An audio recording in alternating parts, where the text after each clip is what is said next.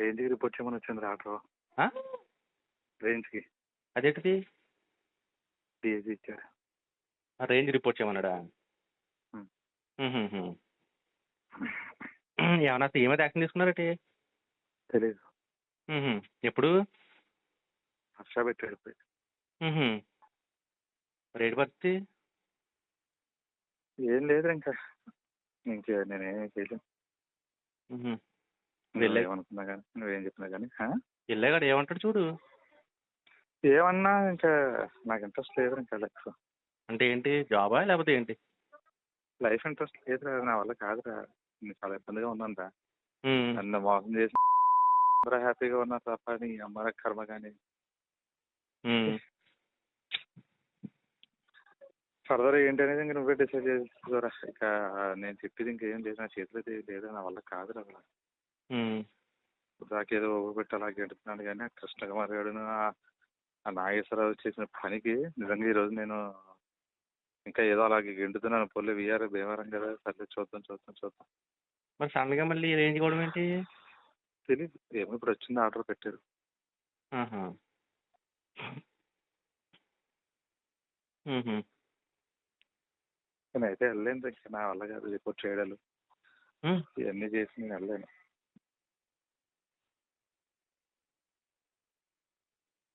మనసు ఏం బాగోదు అసలు.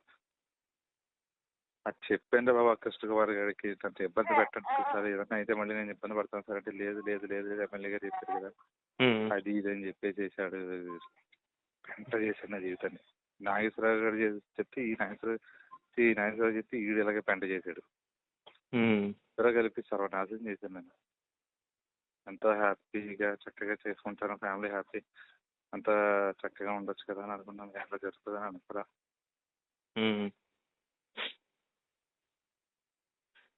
నేనైతే ఇంకా గెంటుతున్నాను కానీ అలాగే ఏ రోజే నాకు ఇంకా ఎప్పుడైతే చూసానో ఇంకా నాకు ఇది చూసిన తర్వాత నాకు అసలు నా వల్ల కావట్లేదు.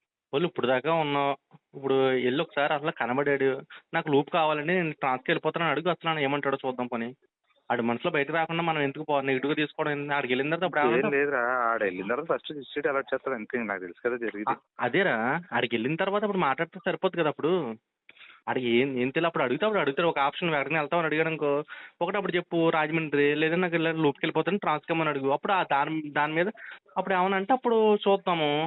అక్కడ ఏమవుతుందో తెలియకుండా కంగారుగా ఇంకా అక్కడ ఏమవుతుంది అని ఏం లేదు, అంతా ఊహిస్తుందే జరుగుతుంది అంతే. అలాగే ఒకటి ఏదైతే ఊహిస్తున్నా స్లోగా జరుగుతుంది అంతే. కానీ పిల్లలను విద్య బాధ వేస్తుంటారు నాకు వాళ్ళ అలా అంటారా. పిల్లల విద్యను చూస్తుంటే నాకు చాలా బాధ వేస్తుందిరా.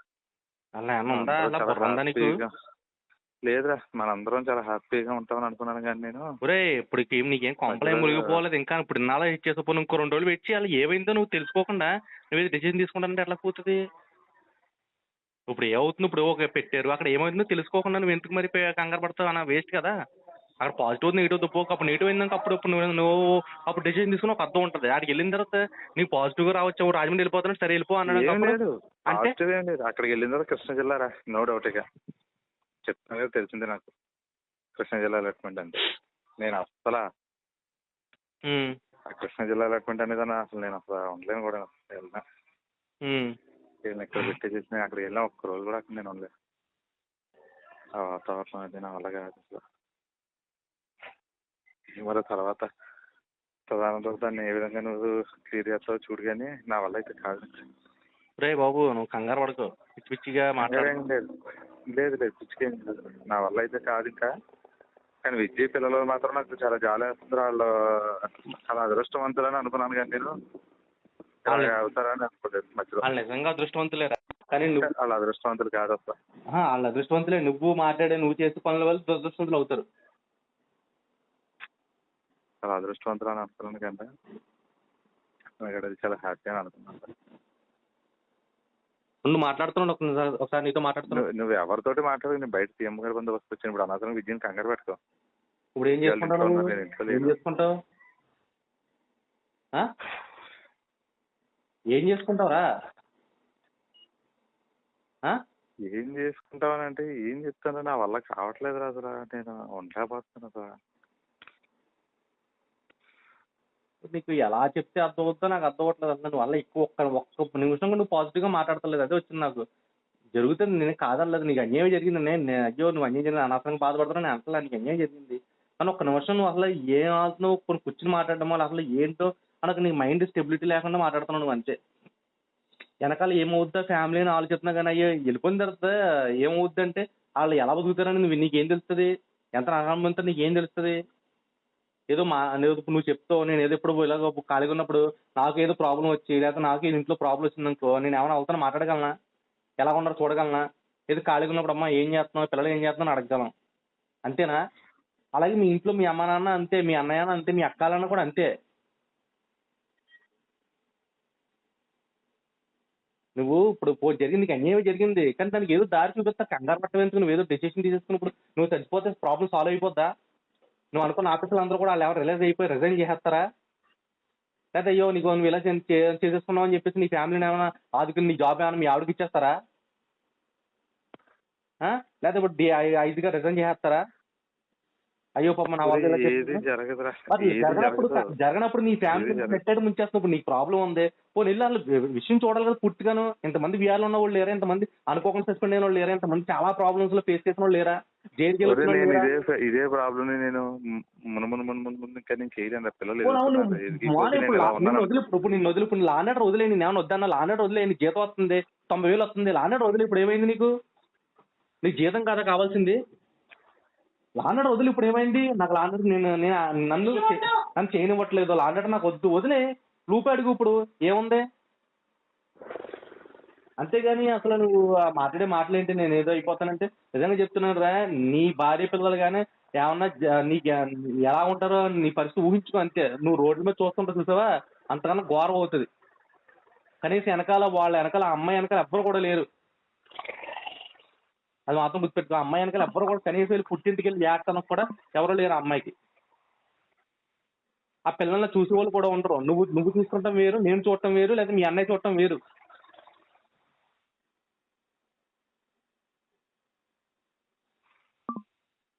ఓకే జరిగింది వెయిట్ చేయి, నేనేం అంటలేదు. ఇప్పుడు నీకు ఇప్పుడు అర్జెంట్గా ప్రాణం తీసేసుకున్న ప్రాబ్లం ఏమైనా వచ్చేసిందా? అయ్యో నీకు ఇప్పుడు ఇంకో 2 రోజులు చచ్చిపోతానన్న ప్రాబ్లం ఏమైనా వచ్చేసిందా? రాని ప్రాబ్లం వచ్చింది, రేంజ్గా సరెండర్ చేశారు. వెళ్ళి అడుగు పని రమ్మని నేను కూడా వస్తాను. విషయం చెప్పు పోను. ఓకే కృష్ణా జిల్లా కొట్టారు, నీకు నష్టమే ఉంది. ఇప్పుడు కృష్ణా జిల్లా అయితే నీకు కావాల్సిన పోస్టులు పిల్లలు పెద్ద భారీ ఇప్పుడు 5వ క్లాస్ వరకు పోనీ ఏ స్కూల్లోనే చదివించు, నష్టం ఉంది. నువ్వు పెద్ద ఫ్యూచర్ గిట్స్లోనో లేకపోతే ఇంకో దాంట్లో చదివించవలసిన అవసరం కూడా ఏమీ లేదు కదా. కొంచెం నీ మనసు స్టెబిలిటీ అయిన తర్వాత అప్పుడు ఎక్కడిదో షిఫ్ట్ అయ్యేది. కానీ ఇప్పుడు ఇక్కడ నిజంగా వెస్ట్ గోదావరి నీకు అన్యాయం జరిగింది. ఏమో జిల్లా మారితే మార్పు వస్తుందో లేకపోతే వింగ్ మారితే మార్పు వస్తుందో తెలియదు కదా. నువ్వు జిల్లా అక్కడ ఇదే ప్రాబ్లమ్స్ ఫేస్ చేసావు. నువ్వు జిల్లాకు వచ్చావు, ప్రాబ్లమ్స్ ఫేస్ చేయలే కదా. ఈస్ట్ గోదావరి బాగానే ఉంది కదా, బాగానే చేసుకున్నావు కదా, బాగానే పోస్టింగ్ వచ్చింది కదా. ఆ జిల్లా ఇంకా నీ ఇష్టం రే. నువ్వు కనీసం మా మాట కూడా నువ్వు వెళ్ళకపోతుందంటే ఇంకేం చెప్తాను చెప్పు. నేను నీకోసం ఏం ఆలోచించలేదు. నేను చెప్తున్నా ఎవరో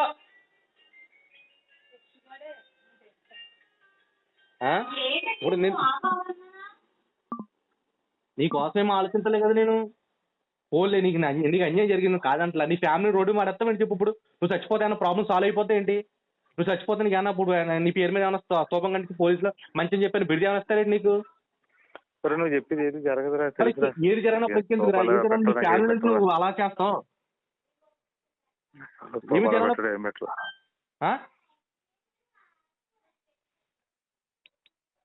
రే. ఇవాళ రేపు 5 ఉండడురా. హలో వినబడుతుందిరా. ఇవాళ రేపు 5 ఉండడురా.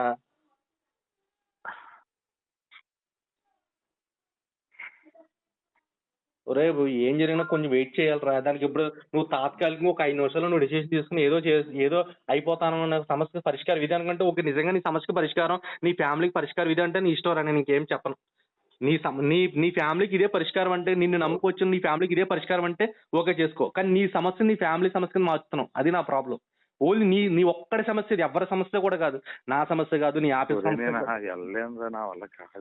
వెళ్ళటానికి ఏమైందిరా? పోనీ వెళ్ళొద్దులే, రిక్వెస్ట్ అడుగు. నేను రాజమండ్రిలో నాకు గ్రూప్ ఇచ్చేసాను.